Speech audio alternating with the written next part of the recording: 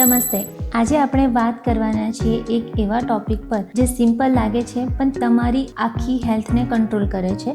સારી ઊંઘ કેવી રીતે લેવી, સ્લીપને નેચરલી ઇમ્પ્રૂવ કઈ રીતે કરવી. તમે ખુદ નોટિસ કર્યું હશે, અમુક લોકો બોલે છે કે એમને ઊંઘ આવવામાં ખૂબ જ તકલીફ પડે છે, 1 થી 2 કલાક લાગે છે. અમુક લોકો રાતમાં ઉઠી જાય છે અને પછી ફરીથી ઊંઘ નથી આવતી, અને અમુક લોકો સવારે 4 થી 5 વાગ્યામાં જ ઉઠી જાય છે અને પછી સૂઈ જ નથી શકતા. આ બધા અલગ અલગ ટાઈપના સ્લીપ ડિસ્ટર્બન્સ છે અને ધીમે ધીમે એ બોડીને વીક બનાવી દે છે. સૌથી પહેલાં એક બેઝિક વસ્તુ સમજો, રાતની ઊંઘ લક્ઝરી નથી, એ રિપેરની પ્રોસેસ છે. જ્યારે તમે ઊંઘો છો ત્યારે તમારી બોડી લિટરલી અંદરથી રિપેર થઈ રહી હોય છે. આખા દિવસનો થાક, ડેમેજ તેમજ સ્ટ્રેસ બધું રાતના ઠીક થઈ જાય છે. એટલા માટે જો ઊંઘ કોમ્પ્રોમાઇઝ થાય તો રિકવરી પણ કોમ્પ્રોમાઇઝ થઈ જાય છે. તો હવે વાત કરીએ કેવી રીતે તમે તમારી ઊંઘને નેચરલી ઇમ્પ્રૂવ કરી શકો છો. સૌથી પહેલો સ્ટેપ છે સ્લીપ ટાઈમિંગ ફિક્સ કરવો. તમારે રોજ એક જ ટાઈમ પર ઊંઘવાનું અને એક જ ટાઈમ પર ઉઠવાનું, ભલે વીકેન્ડ હોય કે વીકડે. કેમ કે જ્યારે ટાઈમિંગ ફિક્સ હોય છે ત્યારે બોડીનું ઇન્ટરનલ ક્લોક સેટ થઈ જાય છે, અને જ્યારે આ રિધમ સેટ થઈ જાય છે તો વગર એફર્ટે જ ઊંઘ આવવાની શરૂઆત થઈ જાય છે. પણ ખાલી સ્લીપ ટાઈમિંગ જ નહીં, પણ મીલ ટાઈમિંગ પણ, એટલે કે કયા ટાઈમે ખોરાક લેવો એ પણ એટલું જ ઇમ્પોર્ટન્ટ છે. જો તમે ક્યારેક 8 વાગ્યે ડિનર કરો છો, ક્યારેક 11 વાગ્યે કરો છો, ક્યારેક હેવી, ક્યારેક લાઇટ, તો ક્યારેક બોડી કન્ફ્યુઝ થઈ જાય છે, અને આ કન્ફ્યુઝન ડિરેક્ટલી ઊંઘને ડિસ્ટર્બ કરે છે.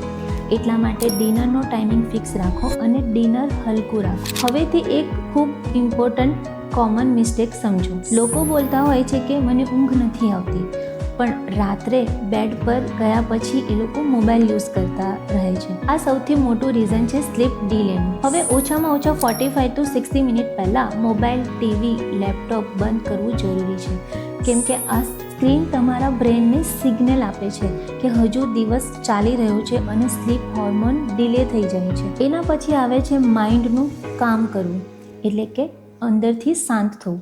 જો તમારું માઇન્ડ એક્ટિવ હોય, સ્ટ્રેસ હોય, ટેન્શન હોય, તો બોડી સૂવા માટે રેડી જ નથી હોતું.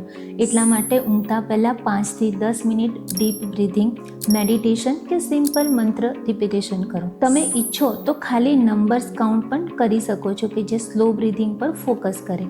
આ માઇન્ડને એક પેટર્ન આપે છે અને ઊંઘ નેચરલી આવવા લાગે છે.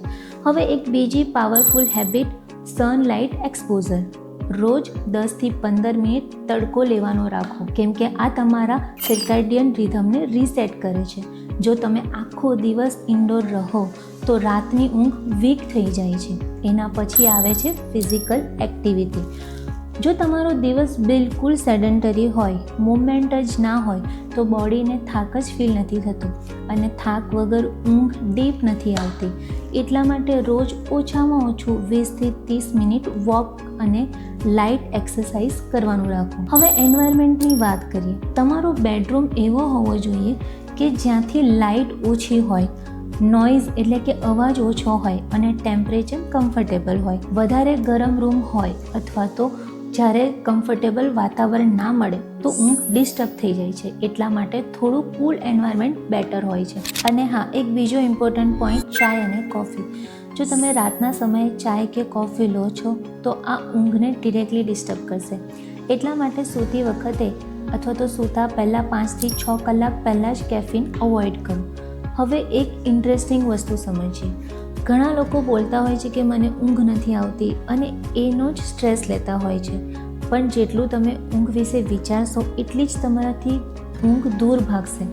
એટલા માટે જો ઊંઘ નથી આવતી તો પેનિક ના કરો. બોડીને જેટલી જરૂર હશે એ એટલી ઊંઘ લઈ જ લેશે. બસ તમે રિલેક્સ થઈ જાઓ.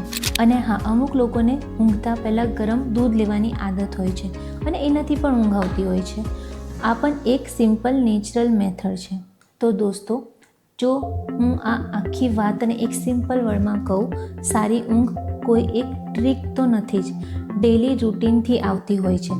જ્યારે તમે ટાઈમિંગ ફિક્સ કરો છો, સ્ક્રીન કંટ્રોલ કરો છો, માઇન્ડને કામ કરો છો અને બોડીને નેચરલ રિધમમાં લઈ જાઓ છો, તો ઊંઘ પોતાની મેળે આવે છે. જો તમને આ એક્સપ્લેનેશન ક્લિયર લાગી હોય તો વિડીયોને લાઈક કરો. જો તમે તમારી સ્લીપ પ્રોબ્લેમને લઈને કન્ફ્યુઝ છો તો કમેન્ટમાં જરૂરથી પૂછો.